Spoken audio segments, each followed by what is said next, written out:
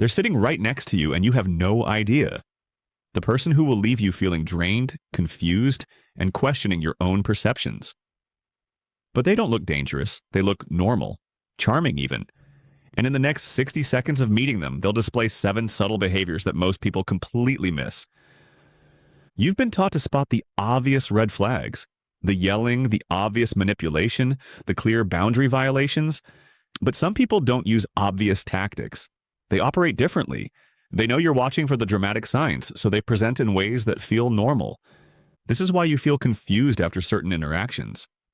Why some people leave you feeling drained without doing anything obviously wrong. Why your instincts register something while your rational mind finds nothing concrete to point to. That confusion happens for a reason. The behaviors I'm about to show you happen in the first minute of meeting someone. Not the first hour, not the first date. The first 60 seconds. And once you see them, they become noticeable. Before we dive into the 7 behaviors, you need to understand what we're actually looking for. These aren't people who occasionally act poorly under stress.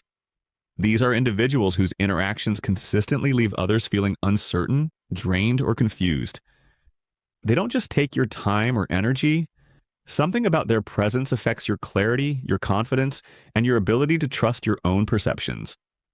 The interactions feel normal in the moment but leave a particular residue afterward.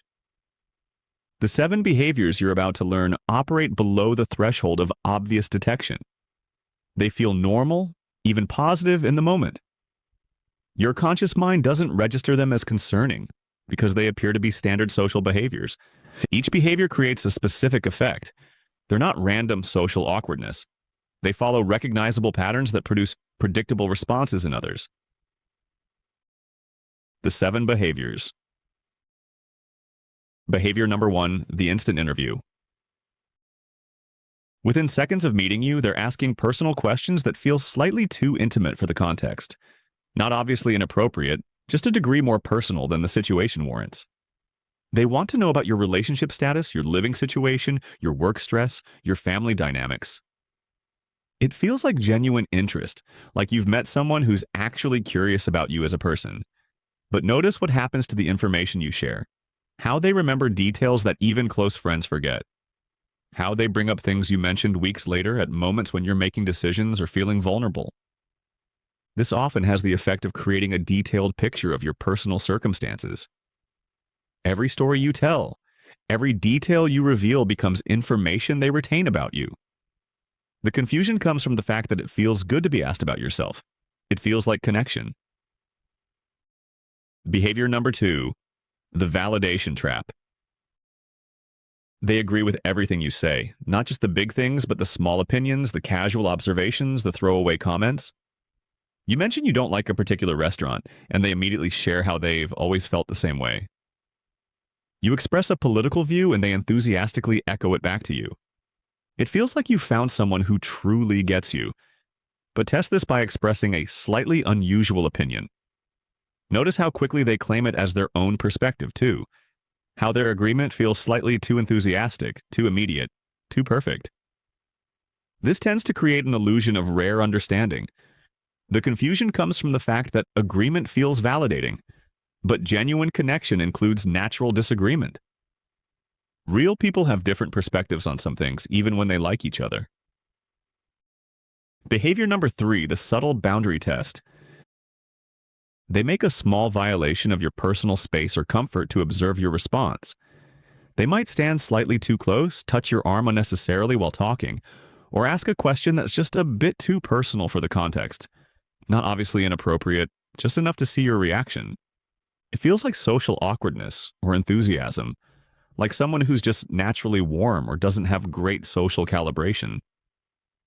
But watch how they respond to your discomfort, whether they adjust their behavior or continue with the same approach.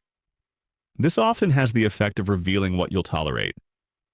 The confusion comes from the fact that it's subtle enough to make you question whether you're overreacting. You feel uncomfortable, but you can't point to anything obviously wrong. Behavior number 4, the preemptive strike. Within minutes of meeting you, they casually mention concerns about mutual connections. They'll say something like, "Oh, you work with Sarah? She's great, but just be careful with her." She can be a bit followed by a specific but deniable criticism. They're not being malicious, just helpful. It feels like insider information, like someone is looking out for you by sharing what others won't. But notice how this affects your perception of people before you can form your own opinion. How it plants questions about potential relationships or support systems. This tends to create distance between you and others before connections can develop. The confusion comes from the fact that it's framed as care and concern. It appears to be someone looking out for your interests. Behavior number 5, the spotlight hijack. When attention flows to someone else in a group setting, they redirect it back to themselves. If someone else is telling a story, they'll interrupt with, "That reminds me of when I."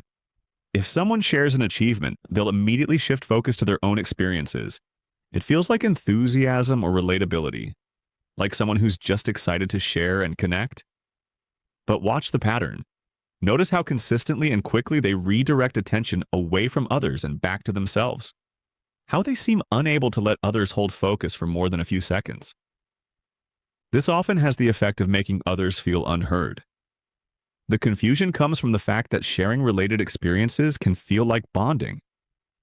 But something about the timing and consistency feels different from normal conversation flow. Behavior number 6, the emotional thermometer. They're constantly reading the room, scanning for emotional states they can respond to. They notice when someone seems insecure and immediately offer reassurance. They spot when someone appears stressed and position themselves as helpful. It feels like emotional intelligence, like someone who's naturally attuned to others' needs and genuinely wants to help. But watch what happens after they provide this support. Notice how it comes with subtle expectations or creates a sense of obligation. This tends to create emotional debts that accumulate over time. The confusion comes from the fact that having someone notice and respond to your emotional state feels caring. It feels like genuine concern and support. Behavior number 7, the reality adjuster. They make small comments that contradict your perception of events, even events that just happened. They'll say things like, "I don't think that's exactly what happened," or "Are you sure that's what they meant?" about interactions you just witnessed. Not aggressive disagreement, just gentle correction. It feels like someone offering a different perspective, like someone helping you see things more clearly. But notice how consistently they position themselves as having better insight into situations than you do. How they seem to always have a different interpretation of what just occurred. This often has the effect of making you question your own perceptions. The confusion comes from the fact that it's framed as helpfulness. It appears to be someone offering wisdom or clarity. These 7 behaviors don't just feel confusing in the moment. They create a specific type of internal experience that builds over time. Each interaction leaves you slightly less certain about your own judgment, slightly more dependent on external validation, slightly more willing to question your own perceptions. The cost isn't dramatic. There's no obvious moment where you suddenly realize something has changed. Instead, there's a gradual shift in internal clarity. You start second-guessing instincts that used to feel reliable. Your tolerance for ambiguity increases, but not in a way that feels healthy. You become more willing to operate without clear information, to accept explanations that don't actually explain anything, to continue relationships that consistently leave you feeling unsettled. The most significant change is in your ability to detect when something feels wrong. The internal responses that usually signal problems become less reliable, less trusted. You don't lose your intelligence or your capabilities. You lose your clarity. The sharp edges of your discernment become less defined through repeated exposure to interactions that feel almost right, but never quite settle properly. But awareness changes something. Once you recognize these 7 behaviors, they become visible in ways they weren't before. What once felt like social awkwardness or enthusiasm starts to register differently. The person who asks too many personal questions too quickly. The person who agrees with everything you say. The person who subtly tests your boundaries. These patterns become noticeable. This recognition doesn't require anything from you. It simply exists. When you can identify these behaviors in real time, something shifts in how you experience certain interactions. You stop trying to solve puzzles that feel unsolvable. You stop wondering what you did wrong after interactions that leave you feeling drained. You start recognizing patterns that were always there, And once you see these behaviors clearly, you realize something. You've encountered them before, multiple times, in different contexts, with different people, but similar patterns. That recognition changes how these interactions feel, because now you notice what you're looking at,